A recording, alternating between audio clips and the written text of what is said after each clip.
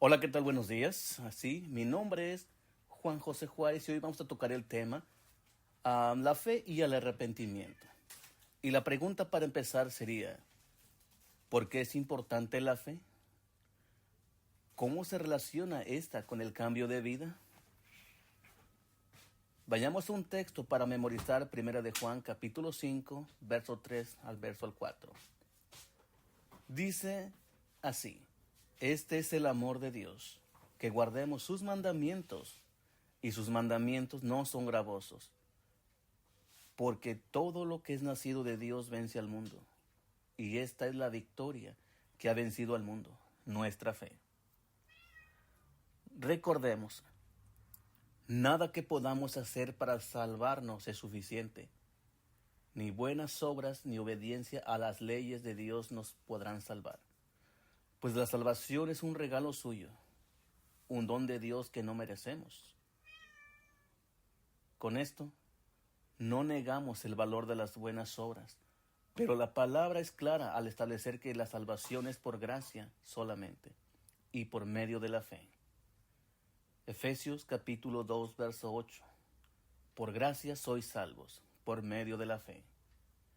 La Biblia también es clara cuando dice que todos hemos pecado en Romanos capítulo 3, verso 23, y que el castigo del pecado es la muerte eterna. Pero Dios, en su gracia, ha provisto un camino para evitar el infierno y alcanzar el cielo: la fe en Jesucristo. Punto número 1. La fe que nos salva. La salvación de Dios se obtiene creyendo en Jesús y en la suficiencia de su sacrificio en la cruz. El destino eterno de los seres humanos dependerá entonces de su respuesta de la fe, la gracia de Dios, que es por medio de Cristo Jesús. Romanos capítulo 3, verso 24 al 26. Justificados gratuitamente por su gracia, mediante la redención que es Cristo Jesús, a quien Dios puso como propiciación por medio de la fe en su sangre, para manifestar su justicia, a causa de haber pasado por alto en su paciencia los pecados pasados, con la mira de manifestar en este tiempo su justicia, a fin de que Él sea el justo y el que justifica al que es de la fe de Jesús. Así que la dádiva de Dios de la salvación se recibe por medio de la fe en Cristo, quien por medio de su vida, muerte en la cruz y resurrección, abrió el camino a la vida eterna. Entonces vemos aquí un camino que solo puede transitarse por la fe. En el libro de Romanos capítulo 4, versos 22 al 25, dice: su fe le fue contada por justicia, y no solamente con respecto a él se escribió que le fue contada, sino también con respecto a nosotros, a quienes ha de ser contada. Esto es, a los que creemos en el que levantó de los muertos a Jesús, Señor nuestro, el cual fue entregado por nuestras transgresiones y resucitado para nuestra justificación. Entonces, ahora bien, tener fe en Jesucristo es mucho más que una profesión verbal, ¿correcto? Tener fe en Él es creer en su palabra. Y creer en ella implica el obedecerla. La obediencia a la palabra de Dios es absolutamente necesaria para la salvación. Obediencia y fe son inseparables.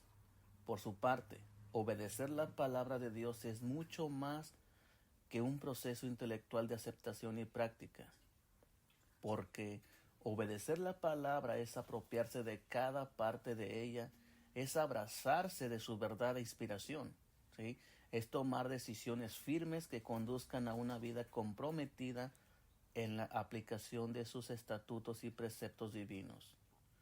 Una vez más, la fe es el medio de apropiarnos de la gracia de Dios. Es el medio por el cual nos entregamos a Dios. Obedecemos su palabra y le permitimos a Él hacer su obra salvadora en nosotros. En resumen, la fe que salva es, primero, la aceptación del Evangelio de Jesucristo como el único medio de salvación. Y número 2, la obediencia a ese Evangelio. La soberanía de Dios y nuestro libre albedrío. Entonces, la pregunta aquí, ¿cómo se relaciona la soberanía de Dios y el libre albedrío de la humanidad? Muchos sostienen que sólo aquellos que Él ha predestinado para la salvación serán salvos y que esta salvación no se puede perder. Otros enfatizan el libre albedrío de la humanidad, que cualquier persona que responda por fe al regalo de la gracia podrá salvarse y que esta salvación se puede perder. La Biblia, por su parte, parece afirmar ambas cosas. Tanto la soberanía de Dios como la libertad de elección de los hombres. Y, aunque estas dos verdades parezcan ser irreconciliables en nuestra humana sabiduría, estamos seguros de que no lo son en absoluto. Nosotros creemos que la soberanía de Dios, pero a la vez en la responsabilidad individual del ser humano como ser libre. En otras palabras, la salvación es un asunto de responsabilidad. Nuestra libertad individual es una expresión muy importante del amor de Dios para con nosotros. Fue por amor que Él nos hizo con libre albedrío, con la oportunidad de escoger. No podía ser de otra manera. Así que todo ser humano tiene la libertad de elección para creer en Cristo como su Señor y Salvador o para rechazarlo. Todo aquel que responda a Él por medio de la fe puede ser salvo. Si vamos a abrir el libro de Primera de Timoteo, capítulo 2, 4, verso 5.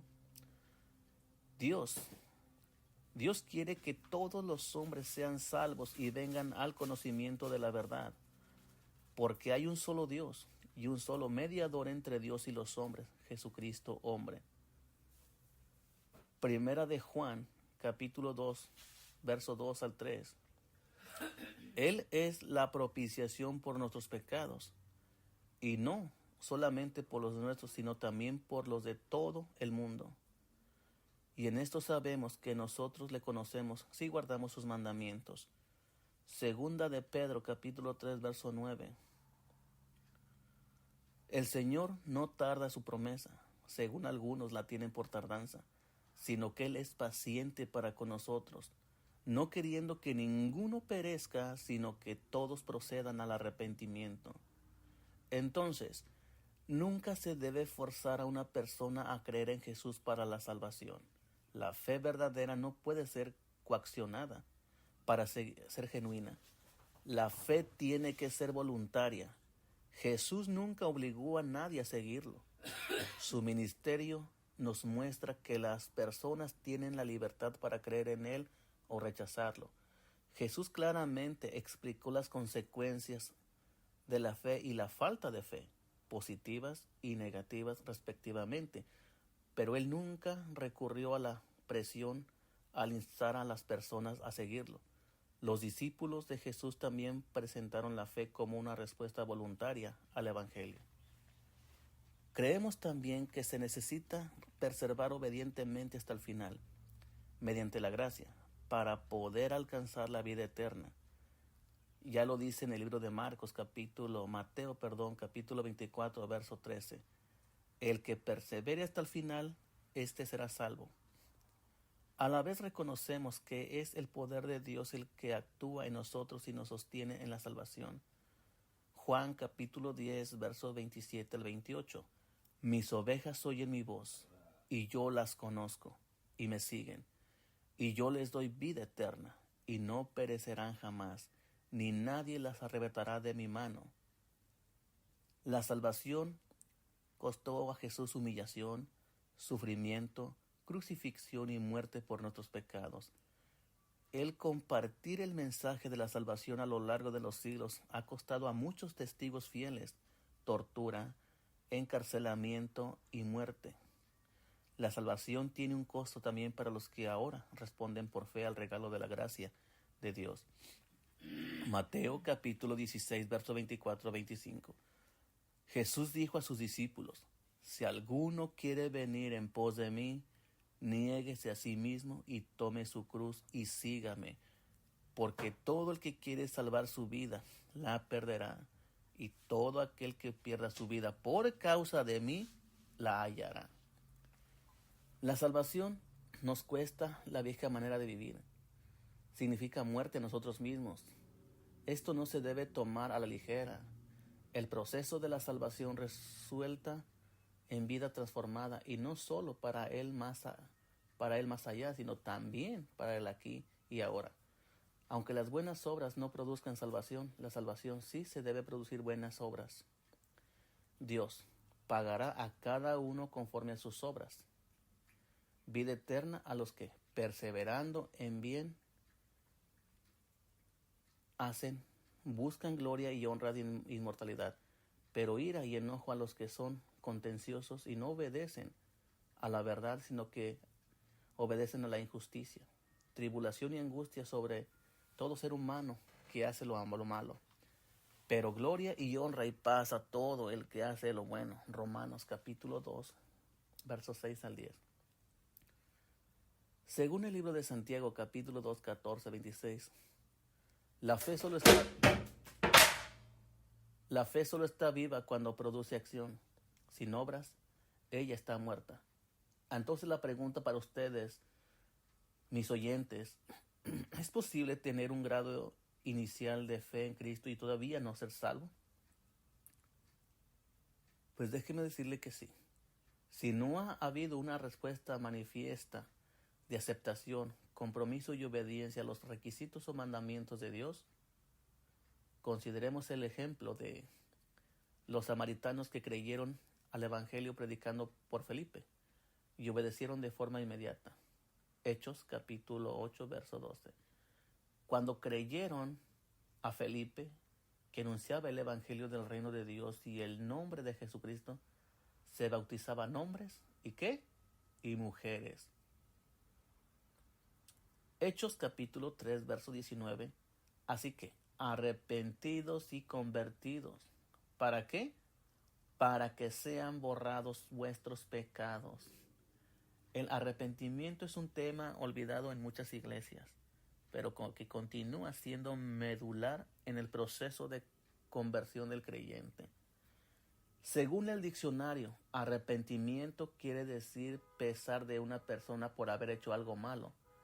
No obstante, la palabra bíblica metanoia en griego, que se tradujo como arrepentimiento, habla más bien de un cambio radical de manera de pensar, de actitud y de conducta. En términos teológicos, el arrepentimiento es una generación espiritual producida por Dios, cuyo fin es restaurar su imagen, la cual fue dañada por la transgresión de Adán y Eva. El arrepentimiento es la clave para una real conversación o renacimiento espiritual. Nadie debería bautizarse sin antes estar genuinamente arrepentido o arrepentida. Cristo predicó fuertemente acerca del arrepentimiento. Arrepentidos porque el reino de los cielos se ha acercado. Y insistía con frecuencia en el libro de Mateo capítulo 3, verso 2, 4, 17. Marcos capítulo 1, verso 15. Jesús anunció incansablemente la necesidad de un cambio radical en la vida de las personas que quieran entrar al reino de Dios. Si estudias el libro de Lucas, capítulo 19, del 1 al 10, la historia de Zaqueo, quien recibió a Cristo en su casa, se arrepintió de sus pecados y cambió de vida. Sin arrepentimiento no puede haber ese cambio de vida. Jesús decía a las personas, no peques más. Juan capítulo 8, verso 11. Y a los apóstoles también lo decían. El arrepentimiento fue predicado incluso a los religiosos. ¿Para qué? Para que dejaran de poner su religión por encima de la misericordia. Mateo 9:13. Entonces el arrepentimiento se compone de 3 elementos. El primero es la comprensión del pecado. Esto implica entender cabalmente lo horrendo que es el pecado ante Dios Santo, que aborrece el mismo. Su palabra dice, vuestras iniquidades han hecho división entre vosotros y vuestro Dios, y vuestros pecados han hecho ocultar de vosotros su rostro para no oír. Isaías capítulo 59, verso 2. El segundo elemento es la convicción de pecado. Cuando alguien está consciente de que es un pecador, experimenta dolor por haber fallado a Dios, un dolor causado por sentimiento de tristeza e indignidad ante Él. Segunda de Corintios, capítulo 7, versos 9-10. Fuisteis contristados para arrepentimiento. ¿Por qué habéis sido contristados según Dios? Porque la tristeza que es según Dios produce arrepentimiento para salvación. El tercer elemento es el conocimiento sincero.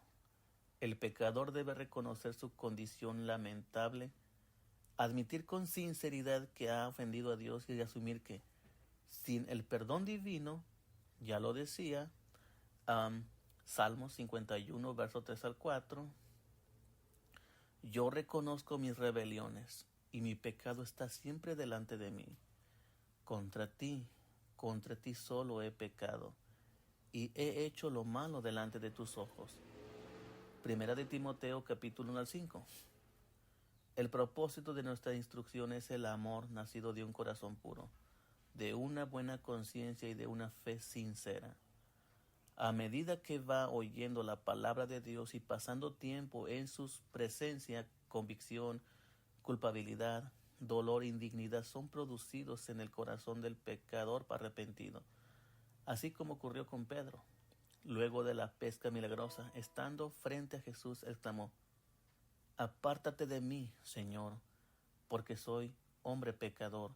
Lucas 5, verso 8. Sin dudas, Pedro se sintió indigno en la presencia de Dios. Pero, ¿cuáles son los efectos del arrepentimiento? El arrepentimiento sincero proviene de la voluntad del individuo, que siente el peso de su culpa y decide hacer algo para remediarlo. Él no espera a ser descubierto en su falta para arrepentirse, sino que está en la resulta establece el punto de querer confesarla y apartarse de ella. En otras palabras, el pecador que en verdad se ha arrepentido no tiene que ser forzado a cambiar, sino que lo hace por voluntad propia.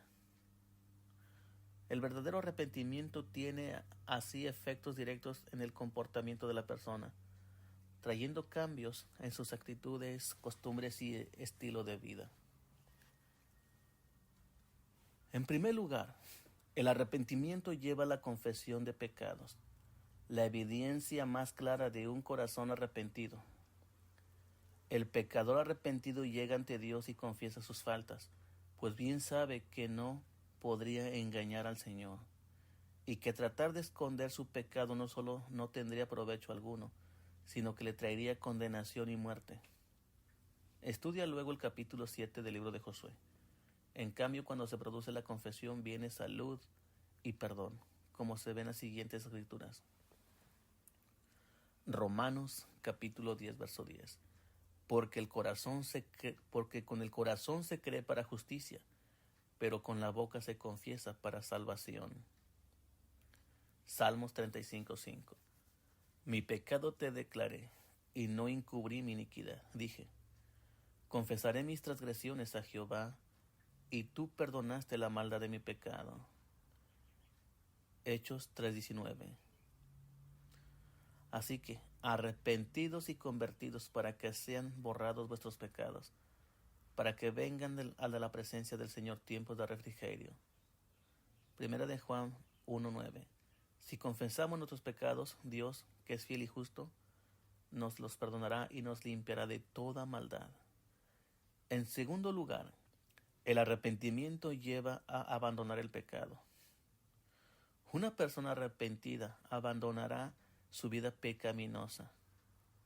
Cuando hay arrepentimiento verdadero, el deseo de pecar se acaba y es reemplazado por el deseo de buscar a Dios, como ocurre con el hijo pródigo de la parábola, en Lucas 15, verso 11-21. Su regreso a Dios es explicado por el apóstol Pedro. Vosotros erais como ovejas descarriadas, pero ahora habéis vuelto al pastor y obispo de vuestras almas. Primera de Pedro 2:25. Y en resumen, queridos hermanos, si hay verdadero arrepentimiento, hay un cambio de vida. Leamos Isaías 55, 6, 7. Y pues hemos llegado a la conclusión con esta lectura, que el arrepentimiento y la fe pueden ser entendidos como dos lados de la misma moneda. Es imposible poner tu fe en Jesucristo como el Salvador sin antes cambiar tu mentalidad acerca de quién es Él y lo que Él ha hecho por ti. Ya sea que necesites arrepentimiento de rechazo obstinado a Él o de ignorancia y desinterés, necesitas siempre un cambio de mentalidad respecto a Cristo. Necesitas conocerle, saber quién es Él. El arrepentimiento bíblico que conduce a la salvación es cambiar tu mentalidad de rechazo a Cristo, a la fe en Cristo. Si tú deseas servir genuinamente al Señor, deberás experimentar el arrepentimiento de tus pecados. Pues tal y como ya hemos dicho, solo quien está realmente arrepentido deja su vida de pecado y busca a Dios de corazón. Amigo, amiga que me escuchas, ¿estás dispuesto o dispuesta al verdadero arrepentimiento, a la fe obediente? Hoy puedes buscarlo. Mañana tal vez sea demasiado tarde. Dios te bendiga. Amén.